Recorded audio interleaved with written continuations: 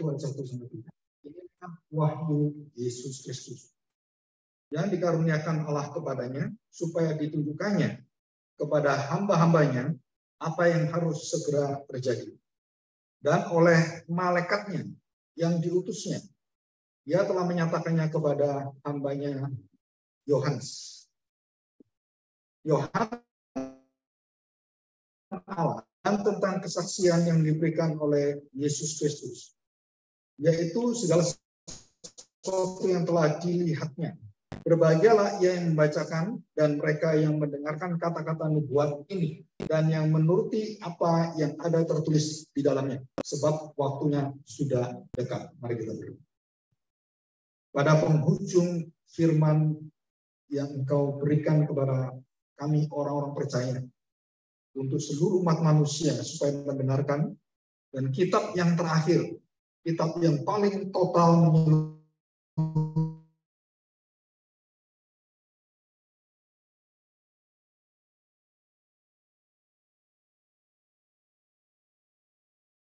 diadili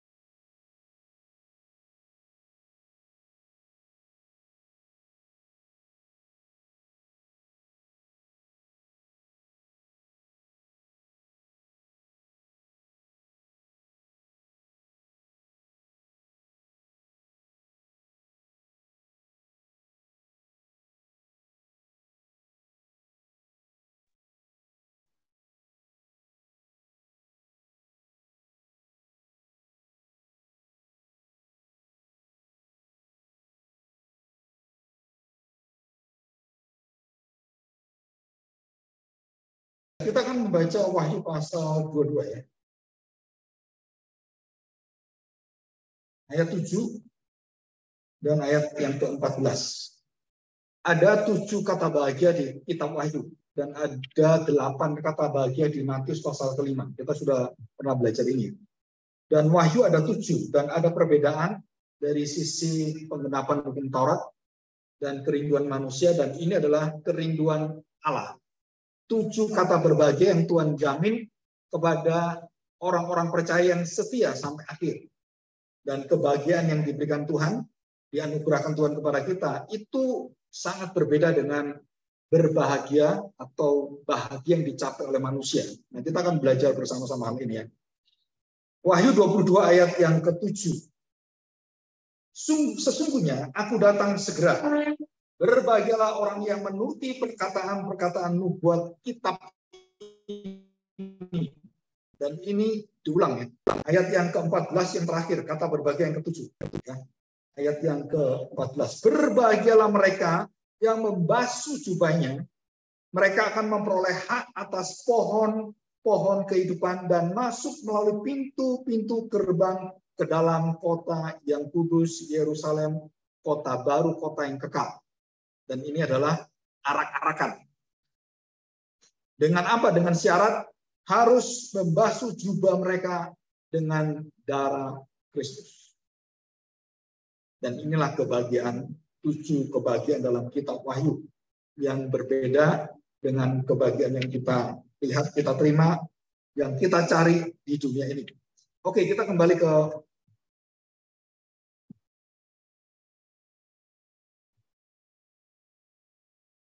Wahyu yang pasal pertama ya. Saya buka dulu dalam. Ya, kita akan melihat Wahyu pasal 1 ayat 2 dan dibandingkan dengan Daniel. Saya tidak baca Daniel ya. Tapi ini dibandingkan saja, kalau saudara punya waktu bisa lihat sana. Ada satu kitab yang merangkum dari seluruh kitab.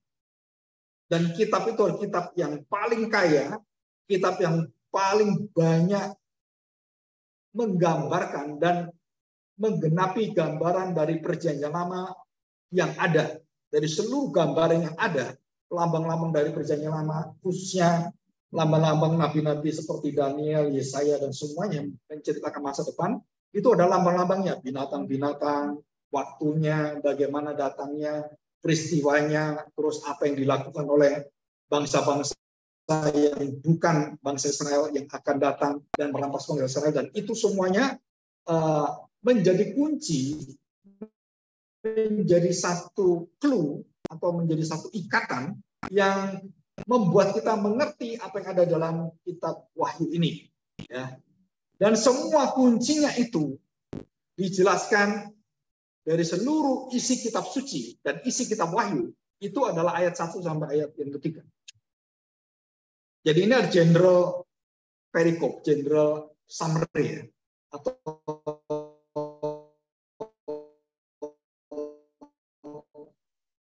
seperti kompilasi gitu. Adalah Wahyu Yesus Kristus. Jadi kitab Wahyu ini menceritakan bukan gereja Tuhan. Bukan menceritakan tentang akhir zaman kejadian-kejadiannya, bukan. Tapi ini menceritakan tentang Kristus, tentang karya Kristus. Bagaimanakah Kristus menggenapi dan dia akan datang, dan secara detail semua digambarkan dengan sangat jelas menurut pandangan firman Tuhan. Pandangan Allah. Dan tidak ada yang ditutupi. Semua dibukakan semuanya.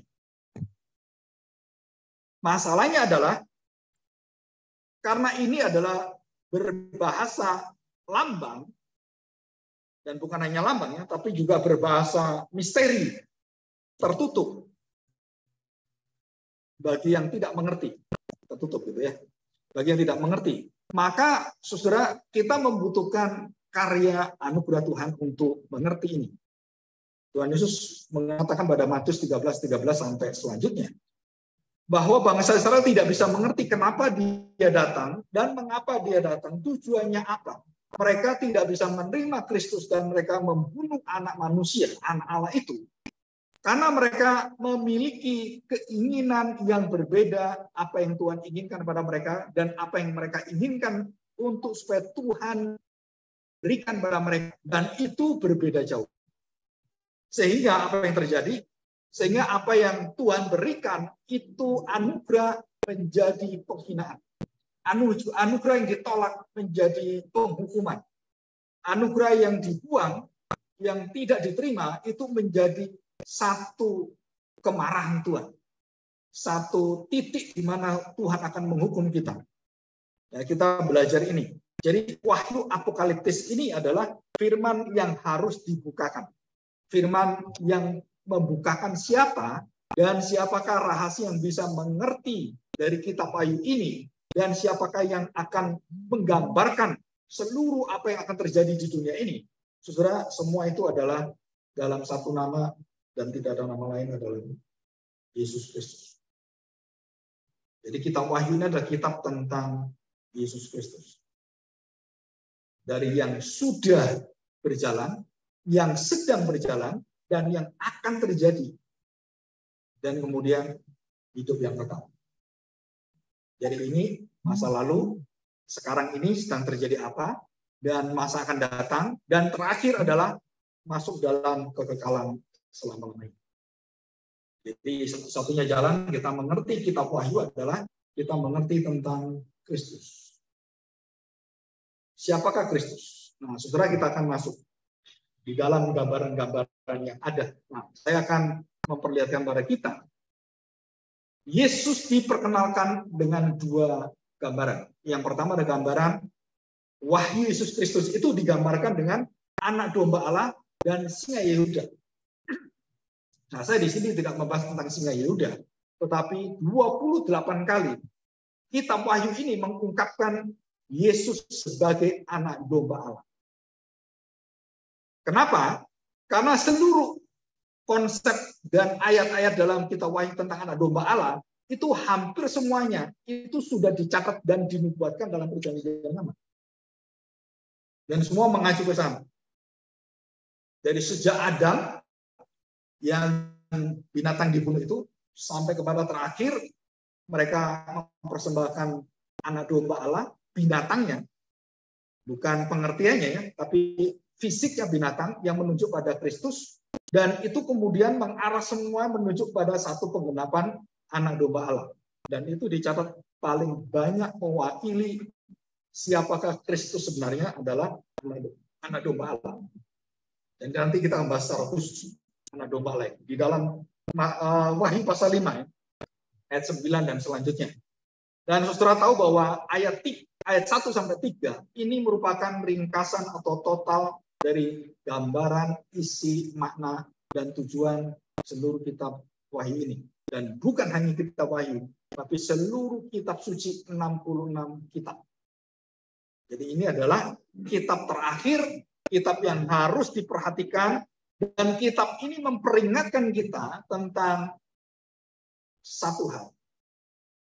Jika kita lupa ini, maka tidak ada manusia yang bahagia. Apa yang kita lupakan? Kitab Wahyu ini, menurut penelitian, seluruh khotbah di seluruh muka bumi ini, sejak sepanjang yang lalu, kitab yang paling sedikit dikhotbahkan. Kitab Wahyu itu hanya banyak dikhotbahkan tentang 7 gereja. Ya, terus tentang gambaran-gambaran Tuhan Yesus yang hanya untuk biasanya itu adalah gereja karismatik dan Pentakosta yang sering memakai gambaran perjanjian baru ini, khususnya Wahyu, lambang-lambang itu. Dan hampir semuanya gambaran ini adalah gambaran yang tidak sesuai dengan Wahyu sendiri. Artinya, maknanya, tujuannya. Ya, jadi kita sudah dirancukan dengan gambaran-gambaran Kristus yang nggak karu-karuan, yang mengkamili, yang merusak semuanya, dan kita kembali pada Wahyu yang murni, yang betul-betul aslinya. Saudara, kita akan terkejut bahwa apa yang dipaparkan gambaran-gambaran Yesus itu di masa mendatang itu sangat bertentangan dengan kitab Wahyu. Dan celakanya adalah waktu kita memaparkan yang benar, memberitakan yang benar, mereka menolak kebenaran. Karena mereka mengatakan, oh Yesus harus seperti ini, oh gambar Yesus seperti ini, oh dia itu orang yang memberikan jaminan pada kita. Bukan nanti hidup kita akan diberkati, sekarang kita harus diberkati. Nah, saudara, itu semua adalah satu kamir, satu ragi yang mengkamiri seluruh pandangan gereja Tuhan. Dan tidak terkecuali gereja-gereja mainline, Injili, Injili, Pentakosta, semua itu hampir semuanya itu dikamiri dengan gambaran yang salah ini. Dan kita akan belajar ini. Nah, saudara perhatikan baik-baik, kita lihat ayat ini, kita urutannya, perhatikan ya. Inilah wahyu Yesus Kristus yang dikaruniakan Allah kepadanya, diberikan Allah. Jadi Yesus sendiri tidak mencari wahyu itu, tidak mengusahakan wahyu itu, tapi dia menerima dari Bapa. Anugerah.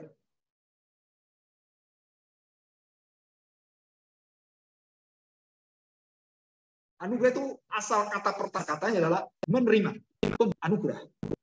Dan dia diberi dan dikaruniakan, dianugerahkan kepadanya. Dan siapakah yang membawa itu? Adalah Kristus. Jadi Kristus itu adalah bukan pemberian Allah sebagai alat yang diberikan, tapi dia adalah anugerah itu sendiri.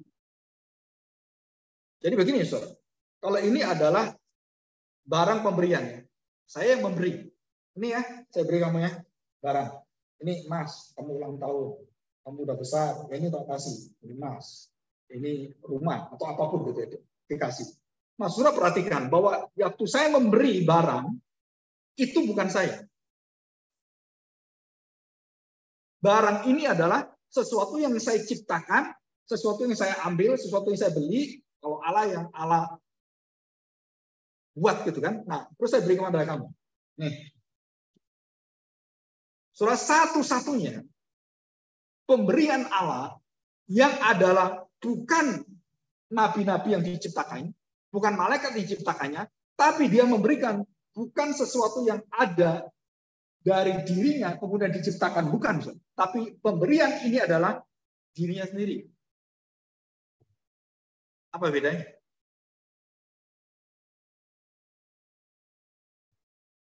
Kalau ini emas, ya, ini emas, saya berikan. Ini emas. Saya terima. Aduh, puji Tuhan dapat emas. Saudara, saya yang menciptakan emas. Betul kan? Terus kemudian emas ini yang saya berikan ini, saya beritahu. Ini saya ambil ya. Dengan perjanjian lama, saya ambil. Terus tak ganti saya sendiri yang menciptakan emas itu. Saya sendiri yang menciptakan nabi itu. Saya sendiri yang menciptakan malaikat itu. Dan saya datang. Saya memberi kamu bukan keselamatan, bukan pemberian, atau bukan nabi, bukan malaikat, bukan isi dunia ini, bukan kekayaan, bukan semua yang ada di dunia ini. Tapi Allah mengatakan keselamatan adalah aku. Yang menciptakan emas, yang menciptakan kebaikan, menciptakan moralitas, menciptakan perbuatan baik, dan perbuatan baik itu adalah dari saya. Saya tidak menyelamatkan kamu karena perbuatan baik kamu, perbuatan baik yang aku anugerahkan, yang Tuhan anugerahkan pada kamu, tapi akulah yang menjadi jaminannya. Akulah anugerahnya. Nah, saudara, banyak agama-agama itu melihat keselamatan itu adalah apa yang Tuhan berikan, dan yang bukan Tuhan, tapi apa yang dilakukan, yang terjadi dan diciptakan Tuhan. Baik itu melalui perbuatan baik, kekayaan, kehormatan, baik melalui apapun yang bersifat adalah bagian yang keluar dari Allah. Tapi ini bukan, ini adalah Allah sendiri. Jadi saya disuruh milih, emas atau pencipta emas. Pilih mana? Orang yang paling bodoh pilih emas. Kenapa? Dia menikmati hari ini. Tapi kalau emasnya habis, terus minta emasnya kemana? Kalau kamu memilih emas, bukan memilih pembuat emas, pencipta emas, maka emas ini akan fana dan selesai. Tapi kalau kamu memilih saya, dan itu nggak habis-habisnya. Dan itu artinya keselamatan adalah anugerah Tuhan. Dan itu artinya apa yang dijelaskan dalam kitab Wahyu. Wahyu Yesus Kristus yang dikaruniakan Allah kepadanya.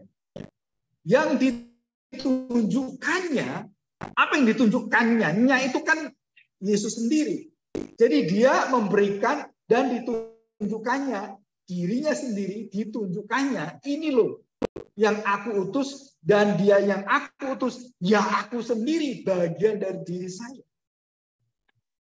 Maka kitab Ibrani, saudara perhatikan kitab Ibrani, secara masa lalu sudah berbagai cara, dengan cara macam-macam, dan juga bermacam-macam cara manusia dan malaikat-malaikat diutus oleh Allah, tapi Tuhan tetap memberikan satu jalan, yaitu dia mengutus Anak yang jauh lebih daripada Musa, Abraham, Adam, Daud, Salomo, dan nabi-nabi besar seperti Yesaya, Yeskiel, Yeremia, dan nabi-nabi semuanya. Dan dia adalah bukan bagian dari kenabian, bukan bagian dari ciptaan, bukan bagian dari malaikat-malaikat, tapi dia adalah Allah sendiri. Maka kitab Ibrani mengatakan bahwa gambaran Allah, anak Allah itu yang akhirnya puncak dari seluruh penyataan wahyu Yesus Kristus. Jadi kitab Wahyu ini menjelaskan pada kita, jangan sampai kita keliru bahwa keselamatan saya adalah berasal dari perbuatan yang Tuhan berikan pada kita. Contohnya, wah saya diberkati, saya mendapatkan kebaikan, saya mendapatkan banyak dunia ini yang dalam hidup saya, apakah itu kekayaan, kehormatan, kedudukan, dan semuanya. Nah, saudara perhatikan, ini semua adalah yang Tuhan berikan pada kita, dan bukan Tuhan menjamin kita dengan pemberian ini, tapi Tuhan menjamin kita dengan aku menyertai engkau. Bukan dunia menyertai engkau. Saudara, Immanuel itu Artinya adalah Allah menjadi kekayaan kita. Allah menjadi sumber kekuatan kita. Allah menjadi sandaran dan kepercayaan kita. Itu artinya Immanuel. Tapi kita ini selalu percaya bukan dengan Tuhan. Kita lebih percaya dengan apa? Dengan penyertaan-penyertaan yang Tuhan berikan pada kita. Tadi emas, saya percaya emas, saya nggak percaya Tuhan. Walaupun pasti dari Tuhan. Surah iman kita adalah iman yang jatuh di dalam materialisme. Jatuh di dalam pragmatisme. Jatuh dalam, mungkin juga dalam eksistensialisme. Dan kenapa ini bisa jatuh seperti itu? Kemarin saya mendengarkan dari ungkapan Romo Magnis. Ya, waktu dia ditanya, Romo tahu nggak pandangan seperti ini? Dan dia menjawab dengan tegas. Saya tidak tahu, karena saya tidak berada di tempat tujuan. Tidak, saya bukan orang Singapura, saya bukan orang China, saya bukan orang Tionghoa. Jadi kalau kamu tanya bagaimana dengan Singapura, bagaimana dengan orang-orang Tiongkok, bagaimana dengan RRT, dengan China, dan bagaimana dengan kebijakan. Saya hanya bisa melihat dan saya hanya bisa menilai melalui apa yang saya baca dan melalui pikiran saya. Tapi saya tidak bisa menjadi orang-orang Singapura di sana. Dan setiap negara itu memiliki kekhasan masing-masing. Surah pandangan seorang yang sangat bijak ini, dengan jelas dia mengatakan apa? Kalau itu bukan merupakan bagian saya tidak bisa mengatakan dan menjawab itu. Sangat rendah hati. Bukan sok tahu, sok jawab, bukan. Saudara, bayangkan orang yang memiliki satu kedudukan, orang pendiri dari para sekolah filsafat yang paling kuat di Indonesia, STT Driakarya, itu tidak bisa memberikan satu jawaban yang begitu tepat dan jelas apa itu masa depan. Dia mengatakan, kita semua tidak tahu.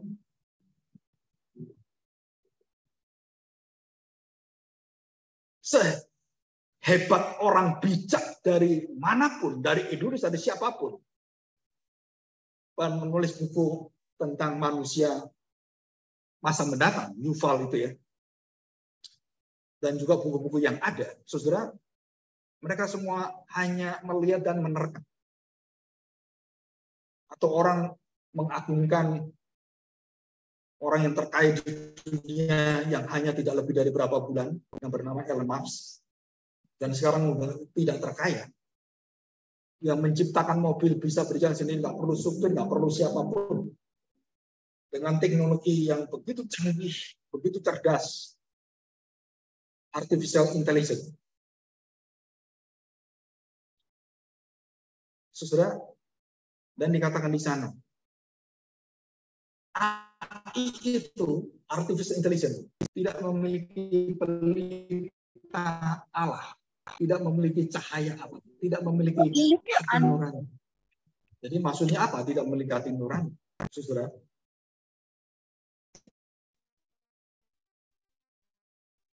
Saya jelaskan di sini, ini contoh.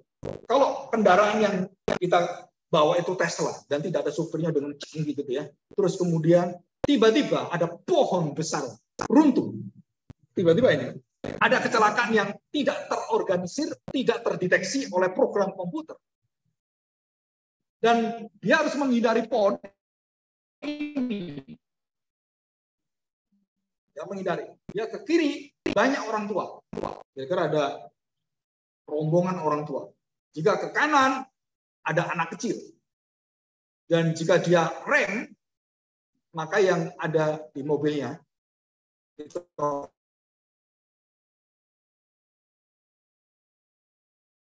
nah, artificial intelligence tidak memiliki roh Allah.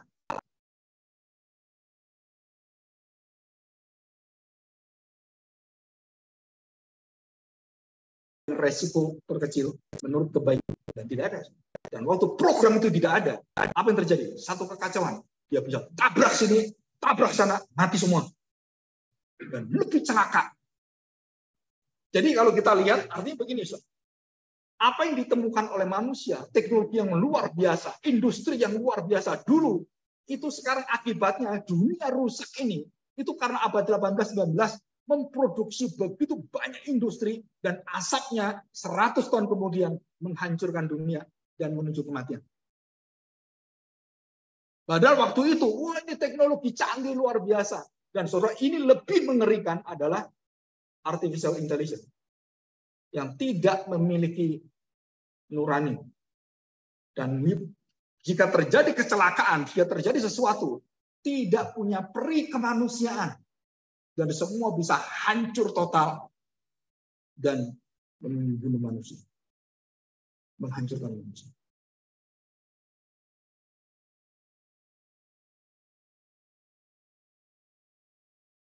Kita membutuhkan seperti jaminan pengetahuan, tetapi saudara harus tahu bahwa di sana tidak ada firman, di sana tidak ada wahyu Allah, dan apa yang terjadi jika manusia menggantikan itu dengan kecerdasan yang seperti itu, saudara, kerusakan-kerusakan di masa mendatang, wah, nggak terbendung dan tidak terbayang.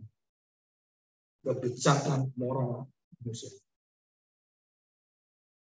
Dan inilah wahyu Yesus Kristus. Coba kita lihat ayat yang ketiga.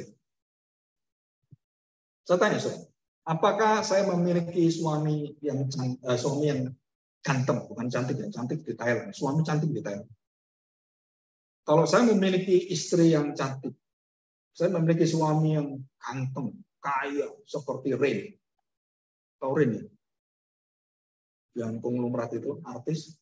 Terus kemudian dengan seluruh keberadaannya, saudara, kemudian kita berkata, aduh, saya berbahagia, kenapa? Saya punya suami ganteng, kaya, cinta saya, semua begitu memperhatikan saya. Aduh, saya berbahagia. Saudara, Alkitab tidak pernah mengatakan itu berbahagia.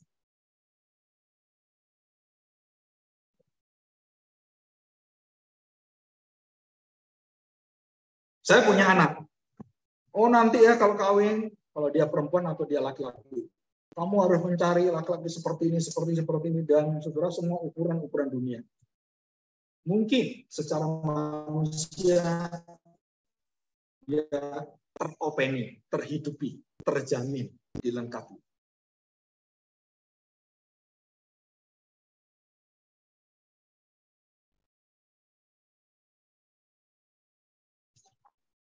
Kebahagiaan tidak pernah dilahirkan karena kecantikan. Kebahagiaan tidak pernah dilahirkan karena kecantikan. Kekayaan, kehormatan, kedudukan, kekuatan manusia, kecerdasan manusia tidak pernah melahirkan kebahagiaan. Kebahagiaan dunia itu, tapi bukan kebahagiaan. Terus saya tanya, terus Pak, apa itu berbahagia yang lahir dari surga? Kita baca ayat 3. Ini loh, ini kebahagiaan kita, dasar kebahagiaan jika berbahagialah ia yang membacakan dan mereka mendengarkan kata-kata nubuat ini. Terus saya tanya, apakah kitab Wahyu ini diajarkan di gereja? Apakah nubuat ini dibacakan di gereja?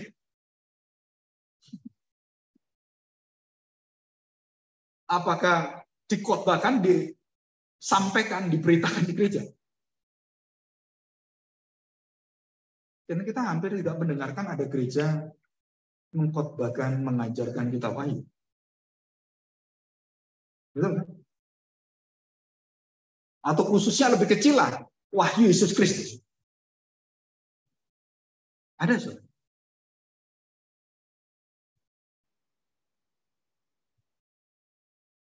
Ada orang ketemu dengan saya, ya, dan beberapa orang. Pak, kami ingin membangun ini pelayanan. Terus saya tanya, kamu bangun dengan apa? Bahan bangunanmu apa? Bahan dasarmu apa? Terus kamu membangun bagaimana? Dari mana mulainya? Terus tujuanmu membangun itu apa? Kalau kamu yang mendirikan persekutuan, mendirikan gereja baru, apa? Dia ngomong seperti ini.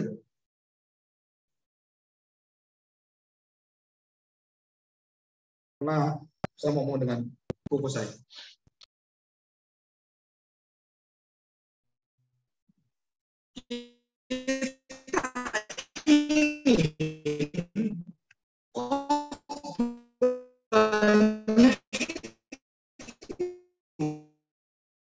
Kita seperti Katolik. Lengkap kan? Katolik itu kan dosanya hebat sekali.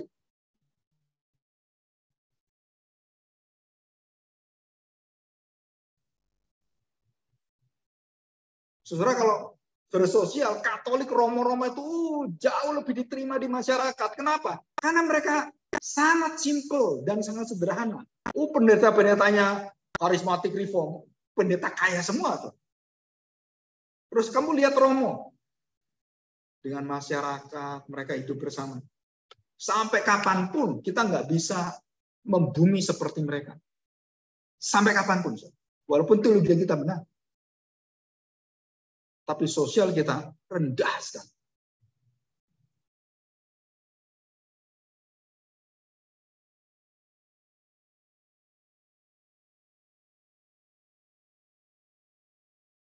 Dan ini kenyataan hidup kita. Terus bahagia itu apa?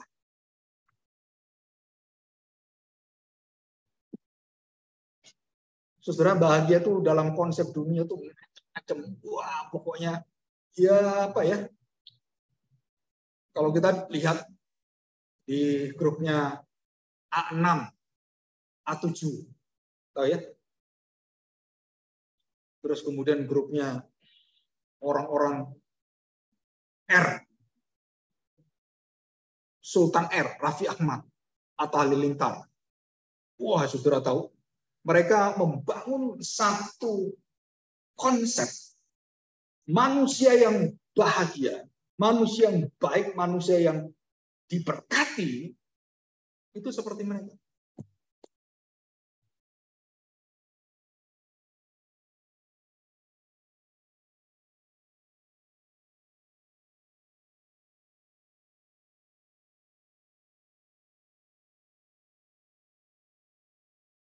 Nah, sekali lagi, mari saya dengar dari Romo Magnis, dia menyelidiki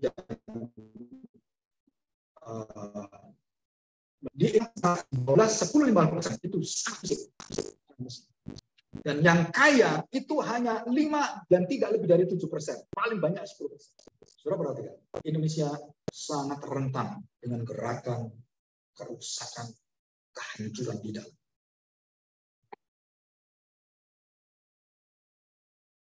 Dan dia membayangkan, memberikan contoh. Pak Magnis itu berjalan biasanya, dia berjalan. Dia melihat ada orang baru bangun 4 tingkat rumah, ya, terus bangun 4 tingkat rumah, dan pekerjanya itu tidur, tahu ya, orang-orang kerja itu tidur di mana? Kan di tanah itu terus dikasih gedek-gedek gitu. Dan dia mengatakan, binatang pun nggak layak tinggal di situ, tapi mereka mau tinggal. Dan mereka mau tinggal di sana. Mereka mau hidup di sana. Membangunkan rumah bagi orang yang kaya sekali. Dan mereka terima hidup seperti itu dengan nasib seperti itu. Ya nasib, ya nasib. Dan gitu lagunya. Saudara bayangkan. Dan dia mengatakan begini. Kalau kita bayangkan dengan kejadian seperti ini. Indonesia itu yang paling masalah dengan Pancasila bukan agamanya, sila pertama. Bukan persatuannya, tapi sila kelima, keadilan sosial bagi seluruh rakyat Indonesia. Di manakah keadilan itu kita lihat seperti itu? Kita tidak merasakan adil, tidak kalau kita berada di atas. 60% ke atas tidak merasakan itu. Tapi kalau kita lihat ke bawah, wah. Saudara, sangat mengerikan sekali.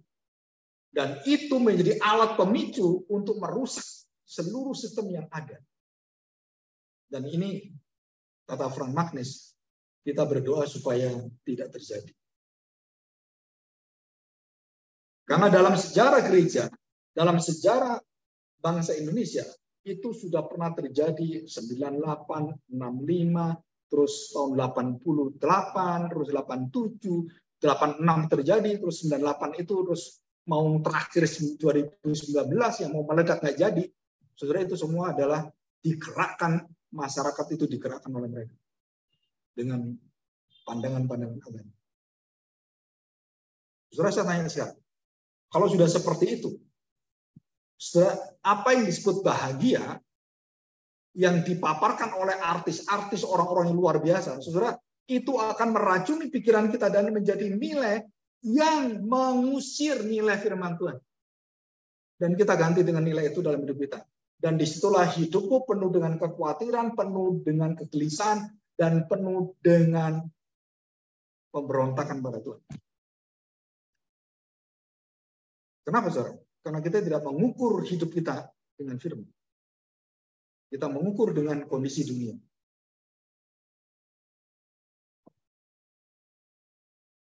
Coba kita baca ayat 3. Ya, saya bacakan ya.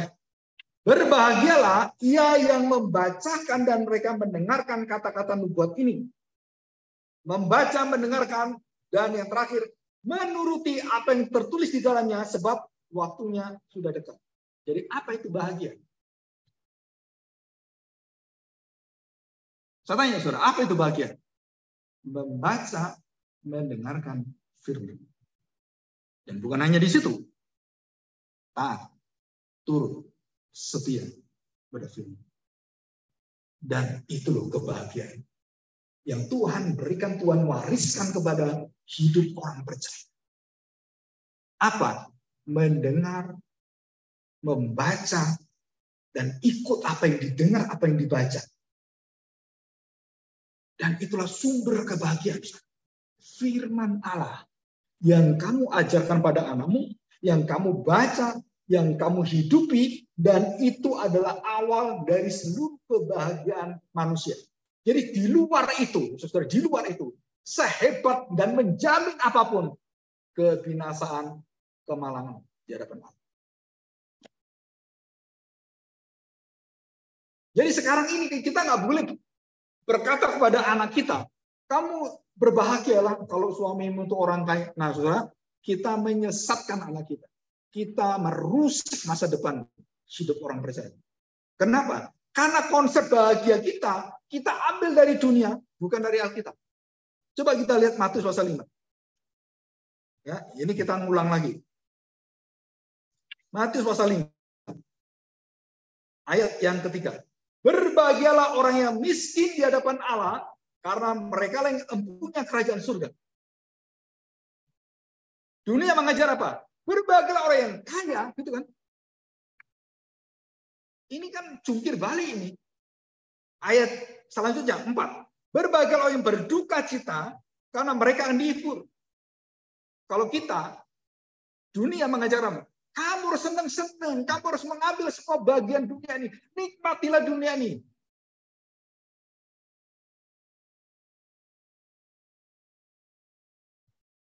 Yang ketiga, berbagai orang lemah lembut. Dikatakan mereka akan memiliki bumi. Kita senang dengan orang yang tegas, orang yang kuasanya luar biasa, orang yang memberikan semua dengan aturan-aturan itu. Sekolah Kristen, ayat ini menjadi ayat yang paling lemah di dalam pendidikan Kristen.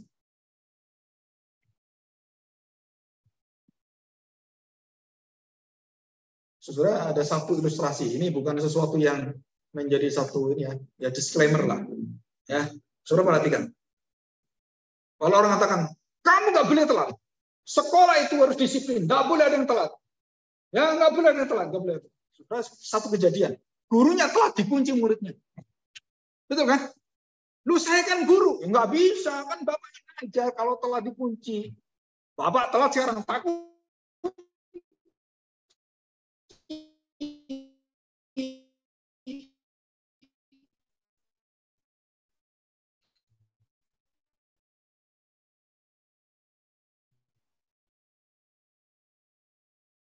Enak aja guru berarti nggak boleh telat, namanya guru. Pelayanan yang sempurna adalah pelayanan tanda petik disiplin, nggak boleh gini, nggak boleh gini. Saudara, itu semua ukuran dunia secara manusia mengatur antar manusia sangat baik, tapi itu bukan hukum surgawi. Ada hukum yang melampaui segala hukum. Apa itu hukum apa? Hukum kasih. Anak yang pertama, yang sulung, Melihat anak kedua, disiplin dia. Begini. Bapaknya ngatakan apa? Saudara, bapaknya ngatakan apa? Aku jamin kamu. Semua berasal dari anugerahku. Adikmu bertobat. Kenapa dengan disiplin kamu nggak bisa orang bertobat? Saudara, sekolah Katolik itu jauh lebih mengerti firman Tuhan daripada kita sekolah Kristen. Sekolah Katolik kalau telat, dia akan melihat dan mengerti anak itu bagaimana telatnya. Dia tanya dulu anaknya, kenapa kamu telat? Dia mengerti dulu, bukan hukum dulu. Bahkan beberapa sekolah mengizinkan anak telat. Sekolah-sekolah yang dipakai Nadine yang di Jogja dan di Solo itu, saudara, itu sekolah yang berbeda dengan sekolah biasa dengan aturan itu. Dan bagaimana dengan Tuhan Yesus? Tuhan telat. Kalau kamu telat, Lazarus mati. Betul kan? Saudara, kita kehilangan inti daripada wahyu Kristus Yesus dalam hidup kita. Karena kita banyak mengukur pakai ukuran Lao-tse, Konghucu, pakai ukuran filsafat, pakai ukuran tradisi dan lainnya. Dan kita lupa pakai mengukur wahyu Yesus Kristus. Sedalam-dalamnya Allah murka, sedalam-dalamnya Allah menghukum, saudara, di dasar semua gerakan Allah menghukum, gerakan Allah menghakimi, dasar hatinya itu apa? Saudara tahu? Kemurahan. Kasih setia Tuhan, kemurahan Tuhan lebih daripada hidup. Dan itu yang dilakukan beratus-ratus kali dalam kitab Mazmur. Kasih setiamu, kemurahanmu lebih dari hidup. Kalau aku didisiplin oleh Tuhan, aku berada di tangan Tuhan. Aduh, matilah aku. Lebih baik aku dihukum manusia. Daud mengatakan demikian. Kalau aku berada di dalam tangan Allah, hukuman itu ada, dan waktu hukuman disediakan, kemurahan ditarik, hukuman diberikan, nggak ada ampun.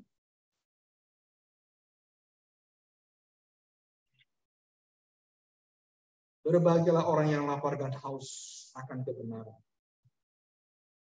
Dan manusia selalu ingin kenyang, ingin kepenuhan semuanya. Bagaimanakah mendidik karakter seseorang yang penuh dengan taf itu tahu ya, teguh, tangguh, ya artinya itu, saudara tahu, dari manakah semua itu akan lahir? Roma pasal 5, saudara baca di sana. Penderitaan melahirkan ketekunan, ketekunan melahirkan tahan uji melahirkan iman muncul seperti emas. Dan tidak ada seseorang berhasil tanpa kesulitan, tanpa rintangan, tanpa goncangan. Nggak mungkin. Dan di dalam kitab Wahyu ini, Tuhan Yesus menggoncang dunia. Mengarak dunia, menampi dunia. Kalau iblis menampi, kamu masih bisa berhasil orang-orang yang percaya Tuhan. Tapi kalau Tuhan yang menampi, siapa yang bisa keluar dari tampian Tuhan? Dan yang paling akhir, yang paling membuat kita nggak suka ini, kata berbahagia. Ayat 11. Ayat 11. Berbahagialah kamu jika karena aku kamu dicela dan dianiaya dan kepadamu difitnahkan segala yang jahat.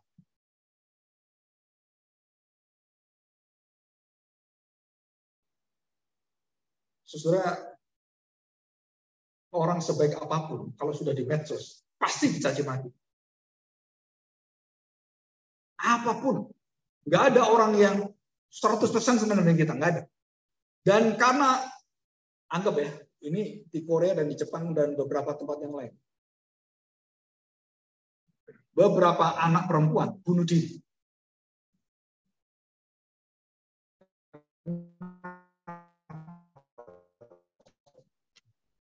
Nggak tahan dikritik.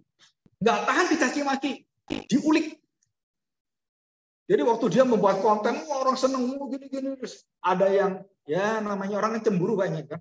Wah dia berhasil, saya tuh nggak bisa gitu. Wah gitu. Akhirnya diolok-olok kan, dicaci maki dia, dan dia nggak tahan. Jadi dari ambillah ini 1 juta yang mengikuti dia subscribernya, ada 10 orang caci maki dia bisa bunuh diri loh.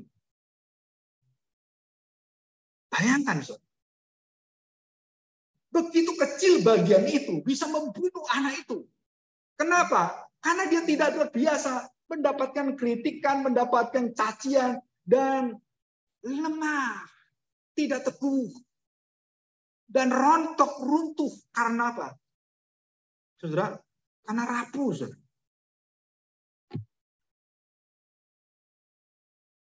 Saudara, kita tahu bahwa anak-anak kita ini nanti masa depan ini tambah rapuh. Saudara. Kenapa? Karena kita tahu bahwa kesulitan-kesulitan dunia ini semakin mudah. Ke bank pun nggak perlu. Saudara. Makan pun sekarang ini pakai QR semua. Pesan makanan, tinggal foto aja. Sudah ada di sini. Kalau dulu kan kita ada pelayannya, melayani. Sekarang serba duduk semua, datang semua. Enak nggak? Enak. Terus apa yang berbahaya dari dunia yang baru ini? Mental, karakter, nilai-nilai, itu runtuh. Hidup dipermudah. Dan begitu ada kesulitan, memble semua anak kita. Maka Tuhan Yesus mengatakan apa? Ini, kalau kamu dianiaya, kamu dicaci maki, kamu difitnah karena aku, kamu akan tegak. Aku menyertai kamu, aku akan berikan kekuatan pada kamu.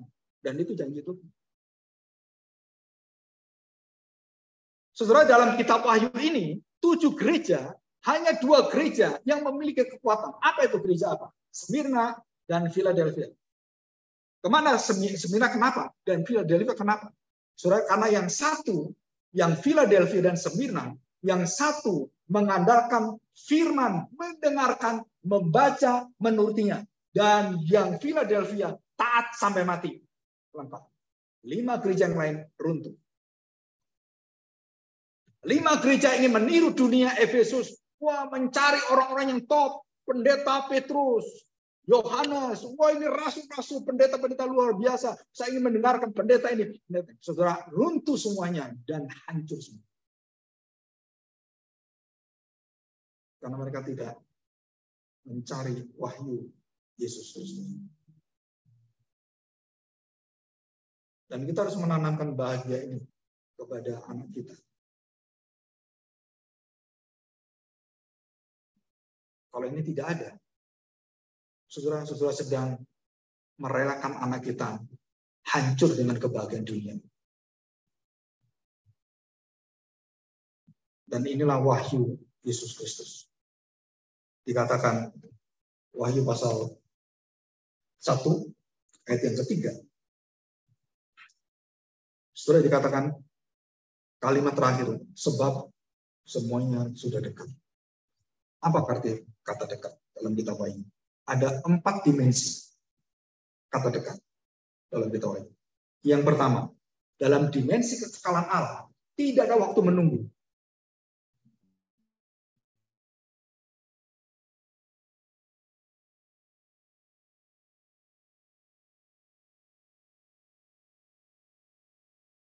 Garis. Dan tidak habisnya, infinity. Dan waktu kita yang ribuan tahun itu seperti satu titik kecil di antara seluruh garis kekekalan. Itu cuma satu titik. Dan firman Tuhan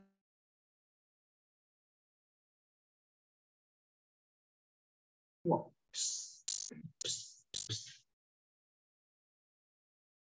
Wah, Pak, ada umur panjang, Pak. Umur 128 tahun itu nenek itu, Pak. Kamu pikir panjang? Itu seperti wap. Metusalah 969, Pak. Umurnya itu seperti wap. Dibanding apa? Kekekalan yang tak terbatas. Pengkhotbah mengatakan sia-sia. Jika engkau hidup hanya melihat apa yang ada, nikmat yang ada di dunia ini, dan kamu mempercayakan hidup pada dunia ini. Dunia yang terlihat bukan yang akan datang. Celakalah engkau, malanglah engkau, bukan berbahagia. Orang-orang yang paling malang. Dan kita tidak mau orang seperti ini. Saudara, dikatakan kalimat ini sudah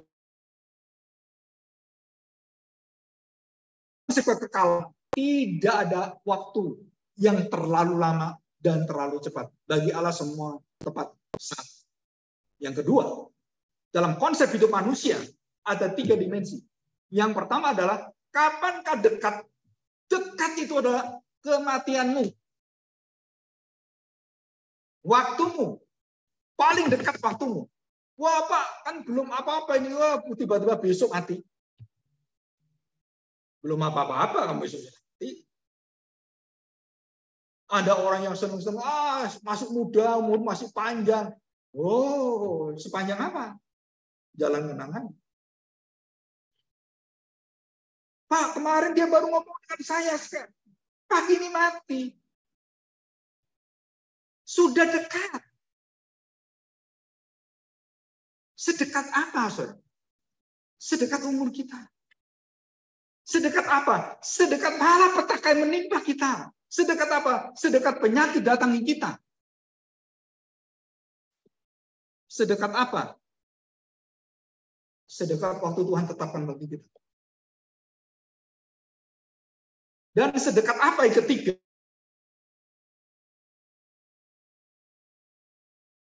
Manusia umumnya ditetapkan Tuhan dan tidak ada yang kekal. Dan itulah arti kata dekat. Jadi artinya kitab Wahyu ini menjelaskan pada kita, sudah dekat itu apa? Kamu harus betul-betul hidupmu berawas-awas, berjaga-jaga, dan kamu harus mendengarkan, membaca, menaati firman Tuhan. Dan kebahagiaan kamu bukan hanya saat ini saja, itu akan menyambung sampai ke kekal. Wah, saudara, saya pernah di Amerika itu pergi ke satu hutan, ya, dan sebelah hutan itu turun, itu ada forest lawn, kuburan. Waduh, kuburan di Amerika itu tidak menakutkan.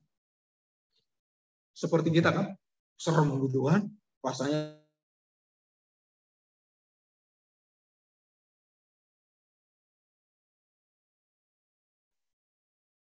Dan kemudian kita berada di bawah, Pak Yosef Tong waktu itu, kita bawa potlat makanan, ayo kita ke gunung. Wah, terus sampai kira hampir 2 jam di atas gunung. Dan kita melihat satu pemandangan yang indah sekali di lembah itu. Wah, terus airnya jernih dari gunung asal itu. Jadi lebih bagus lagi di New Zealand katanya. Airnya itu lebih bersih dari aqua. Bisa diminum.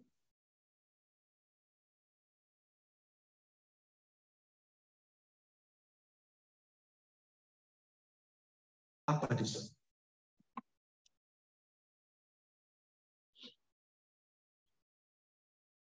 Saudara tahu, seindah apa di surga? Mata kita yang melihat sisa dosa manusia merusak alam semesta ini. Kita melihat sisa-sisa keindahan yang masih ada, yang Tuhan izinkan kita menikmati. Gunung, laut, begitu indah. Saudara, tidak seindah waktu kita masuk surga.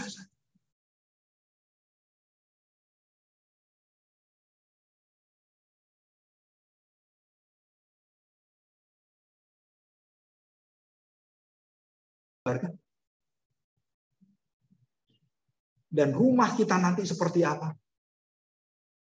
Lantainya itu berlian.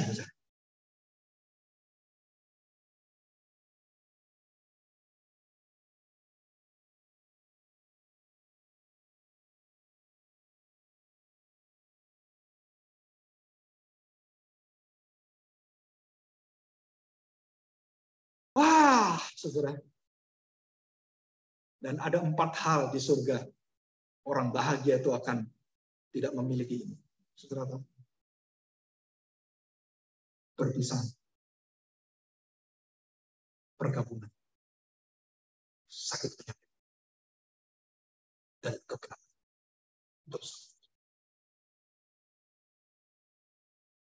Dan itulah kebahagiaan yang puncak yang kitab Wahyu itu jelaskan.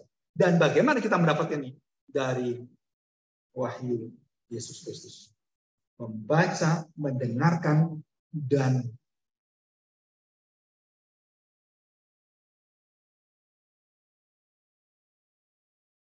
rumah kita dibangun bukan di atas pasir, tapi di atas batu karang. Dan anak-anak kita jangan diajar lagi bahagia dengan konsep dunia, bagaimana mencapai kebahagiaan dengan konsep dunia, tapi firman. Terus bagaimana Pak kalau anak-anak kita sekarang cari jodoh, cari pacar? Ukur apakah dia membaca, mendengarkan, menuruti firman Allah. Dan itu ukuran pertama seorang yang mau menerima pacaran, mau cari teman hidup dan semuanya. Ini ukuran bahagiamu. Jika dia, ngapain baca firman? Enggak perlu. Engkau sedang di dalam kehancuran masa depan. Oh Pak, saya kawin nggak pakai itu Pak. Puji Tuhan, belas kasihan Tuhan. Tapi hari ini kamu mengerti firman Tuhan, jangan kamu tiru hidupmu yang salah, masa lalu. Kenapa? Karena banyak hidup kita dapat kemurahan Tuhan. Yang kita tidak bangun dengan membaca, mendengarkan, menuruti firman Tuhan. Dan itu adalah kunci, sumber yang melahirkan 7 kebahagiaan yang Tuhan berikan pada kita. Sampai terakhir adalah kita dibasuh oleh Tuhan dan kita masuk kota yang kudus bersama dengan Tuhan. Haleluya, glory, haleluya. Saudara, saya mengkhotbahkan hari ini sesuatu yang dunia lain. Dunia antah berantah.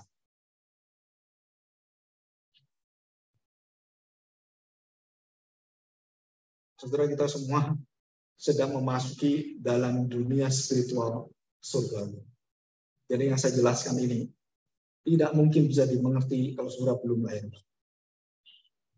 Saudara tidak akan menangkap jaminan itu, saudara tidak menerima kemenangan lahir itu.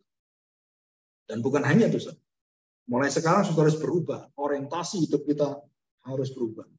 Jadi bukan kita dipimpin oleh dunia, dipimpin oleh dipimpin oleh semua kebutuhan kita, tetapi kita mengarahkan diri kita akan menjadi tuan, bukan budak. Waktu, pekerjaan semua, itu adalah kita tuannya, bukan kita diperbudak. Termasuk pekerjaan semua.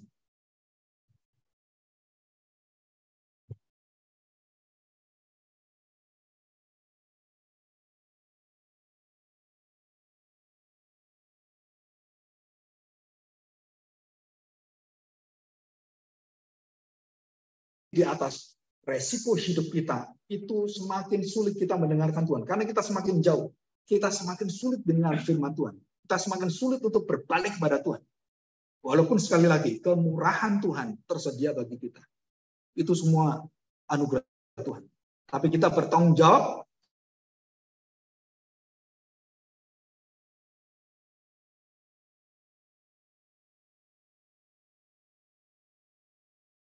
kita menerima wahyu, mendengarkan, membaca, dan menuruti firman Tuhan. Mari kita berdoa. Bapak, kami bersyukur di hadapan-Mu hari ini. Kami serahkan hati kami, dan kami mau sungguh-sungguh supaya kami mendapatkan